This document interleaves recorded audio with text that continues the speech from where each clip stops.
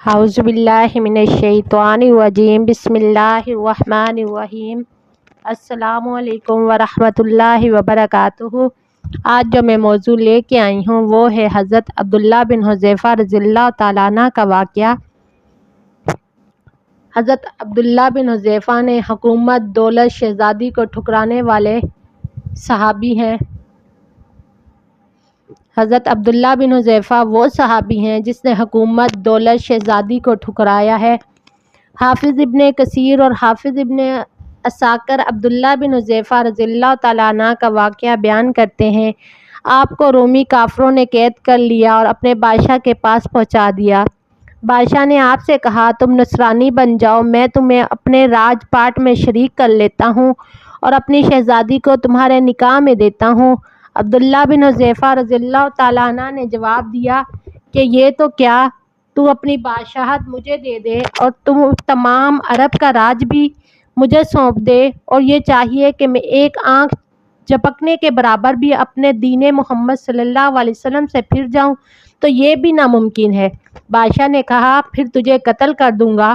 حضرت عبداللہ بن حذیفہ نے جواب دیا کہ ہاں یہ تجھے اختیار ہے۔ چنانچہ اسی وقت بادشاہ نے حکم دیا اور انہیں سلیب پر چڑھا دیا، اور تیر اندازوں نے قریب سے بحکم بادشاہ کے ان کے ہاتھوں، پاؤں اور جسم چھیدنا شروع کر دیا۔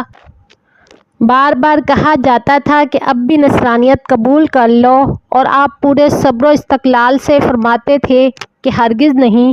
آخر بادشاہ نے حکم دیا کہ اسے سولی سے اتار لو اور پیتل کی بنی ہوئی دیگ خوب تپا کر آگ بنا کر لاؤ۔ چنانچہ وہ پیش ہوئی۔ بادشاہ نے ایک مسلمان قیدی کی بابت حکم دیا کہ اسے اس میں ڈال دو۔ اسی وقت حضرت عبداللہ بن حذیفہ کی موجودگی میں آپ کے دیکھتے ہوئے اس نے مسلمان قیدی کو اس میں ڈال دیا گیا۔ وہ مسکین صحابی اسی وقت چرمر ہو کر رہ گئے، گوشت پوست جل گیا، ہڈیاں چمکنے لگی، نعوذ باللہ۔ پھر بادشاہ نے حضرت عبداللہ بن حذیفہ سے کہا کہ دیکھو اب بھی وقت ہے، بات مان لو، ہمارا مذہب قبول کر لو، ورنہ اسی آگ کی دیگ میں اسی طرح تمہیں بھی ڈال کر جلا دیا جائے گا۔ آپ نے پھر بھی اپنے ایمان جوش سے کام لے کر فرمایا کہ ناممکن ہے کہ میں اللہ کے دین کو چھوڑ دوں۔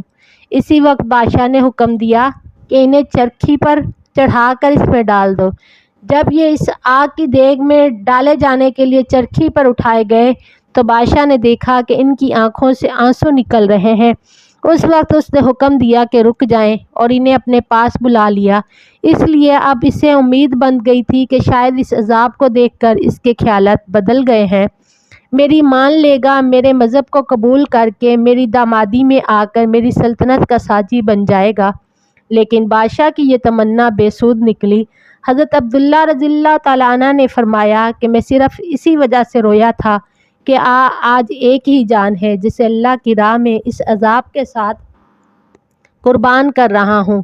کاش میرے روئے میں ایک ایک جان ہوتی تو آج سب میں سب جانیں اللہ کی راہ میں ایک ایک کر کے فدا کر دیتا۔ بعض روایت میں ہے کہ آپ کو قید خانے میں رکھا اور کھانا پینا بند کر دیا۔